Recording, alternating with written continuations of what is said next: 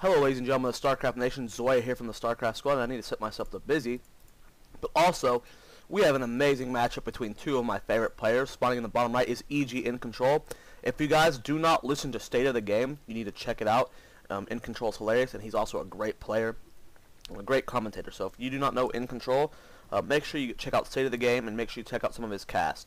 He's an amazing player, and just a funny guy all around. So egINcontroL. And then spawning in the top left is Fenix. He is an amazing Terran player. He's awesome at this game. So this should be an epic matchup. It's a long game. It was given 5 stars on my replay site. So yeah, we should be seeing something awesome. So I'm going to speed up just a tad bit at the beginning. Scout coming from egINcontroL on his 9 pylons. Fairly standard. It's interesting to see people play on Jungle Basin some more because it was removed from the Blizzard map pool. We do have a little bit of pro harassment going on here, but Fenix stops it by pulling an SCV. Gas going down over here. Gateway as well. A little bit late gas from egINcontroL, but that's fine. Coder boosting out probes constantly. It's awesome to see how well these protoss players can play. Stealing a gas forces Terran to play differently.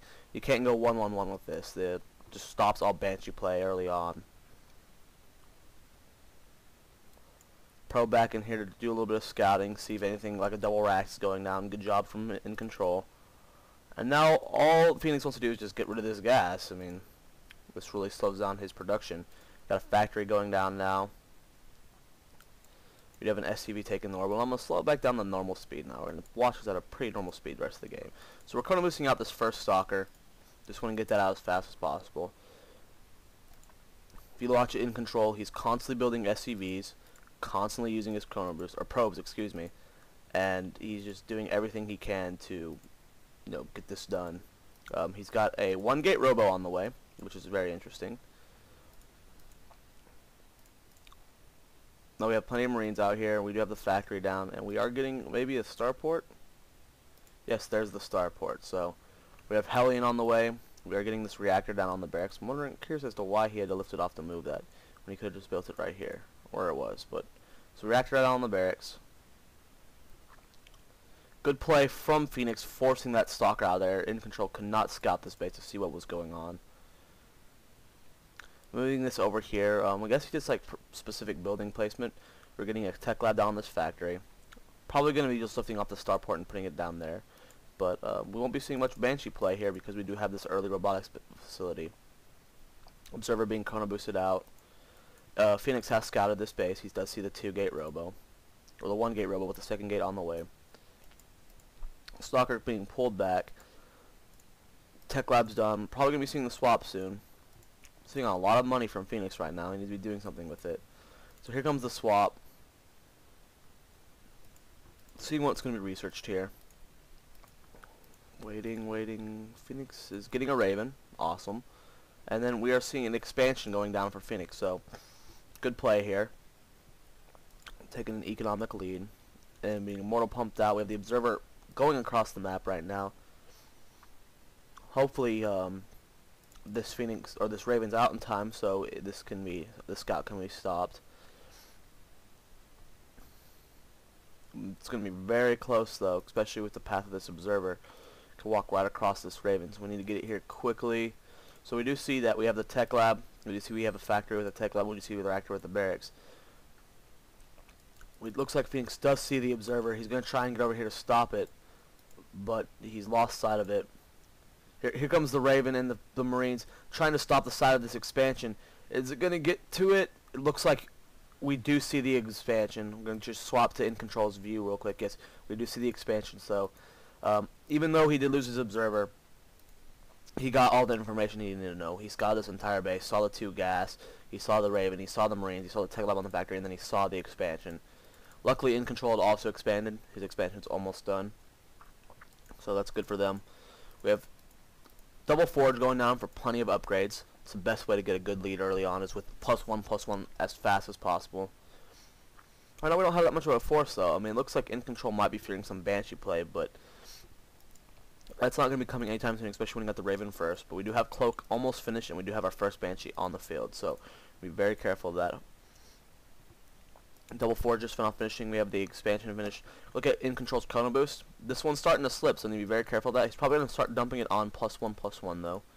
That's the only reason why I could see him saving up this much energy unless he's slipping. So yes, we do have the double Chrono Boost on the +1/+1. Gonna get that out as fast as possible. Now, here, where's the Banshee? I guess this is the first one that's just now finishing. Cloak is finished, so it will have Cloak, and it'll have plenty of energy for here. If you look in the base, just scout around, we only have one observer, and not much anti-air. So this Banshee can do a lot of damage really quickly. We'll have to keep an eye on it, see how many kills it can rack up. +1/+1's about halfway done.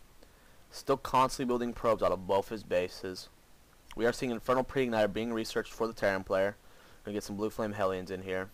2 more gateways going down, and a Twilight Council. And we're getting more Immortals, so we're getting quite a big mix here. Trying to stop mech play as much as possible.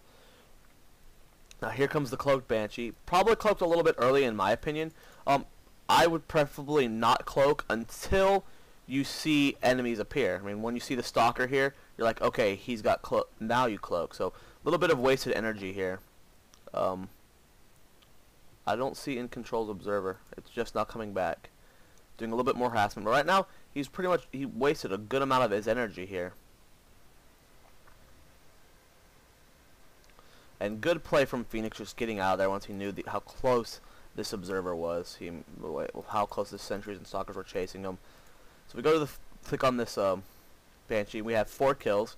Probably could have done a lot more damage in my opinion, but I mean 4 kills almost pays off for that Banshee, so that's fine. And then he didn't lose it, so that's always great. So we're putting out more observers. We got +1/+1 finished now. We are getting +2 to armor. Not enough gas yet for +2 to weapons. We're getting that second assembler later down. We're getting Zealot charge as well. Double factory on the way. So we're going pretty heavy mech, even though Fenix has scouted that we have plenty of Immortals on the field, which is just curious to me. But that doesn't stop Siege Chains from being great. We do have lots of charge lots on the way as well, though. We do have +2 weapons on the way. We have no upgrades yet for Fenix. We do have the armory on the way, so hopefully we'll start seeing some +1 to vehicle damage. If we go to the income tab, we have 52 harvesters for Fenix, 41 for egINcontrol. We need to be very careful of that. We just did lose a lot to this Hellion drop, so that was a little bit of a mistake on my part for missing that. But good drop from Fenix.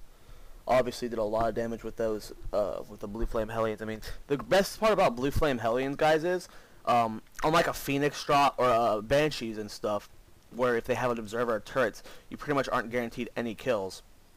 But with Blue Flame Hellions, you're almost guaranteed to kill. Like, there's no way you're not going to kill any probes. So, and they're only 200 minerals for 2 of them. So if you're going to drop 2 Blue Flame Hellions, you're going to do a lot of damage. More Blue Flame Hellions coming out. Marine Station here to keep an eye on that stuff. Back to the production tab. We got another command center going down for Fenix. No upgrades yet, though. Curious about that.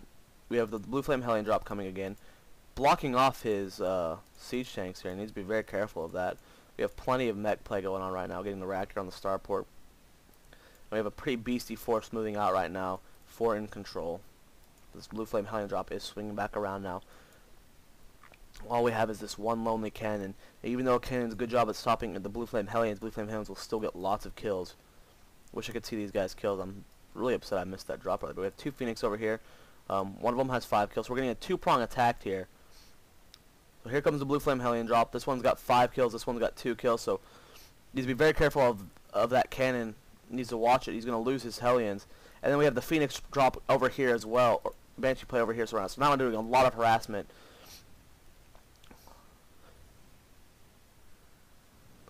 Losing both these Hellions, but these Fenix are still over here piling away, just picking off buildings. We do not have a Observer over here, so we need to be very careful for egINcontrol. These Stalkers are going to die if he doesn't, move them.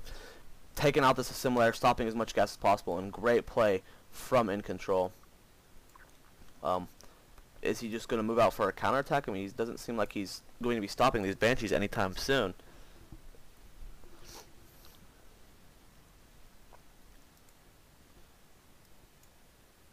So we have Fenix securing his expansion. We have egINcontroL attempting to secure his. We have +3 ground armor on the way. So right now, egINcontroL has a huge lead on the upgrade, which can make a smaller army 10 times stronger than a bigger one, just because of the upgrades. Looks like we finally got the Banshees killed with these Immortal Stalkers here, so good job there. But if we go to the income tab, we're at 41 harvesters versus 73. I mean, the amount of harassment Fenix is doing is astronomical. We also have the Planetary Fortress going down, which is not good for egINcontroL. Planetary Fortresses are extremely hard to kill, especially when you don't have high Templar to destroy all the SCVs. But it looks like we're going to be getting a push into the back. Nope, this Hellion does scout this for us, so egINcontroL is going to be ready to do a counterattack up here. We do have a lot of Hellions moving up, but there's really nothing the Hellions can do right now against this army. The great thing about Blue Flame Hellions is, guys, they destroy Zealots. Not so much for the charged Zealots, but still do a lot of damage. So we do have egINcontroL pushing forward with his army. Actually, no, Fenix is pulling back. He's going to be sieging up right here to stop this. If he sieges up right here, he can be able to splash over here.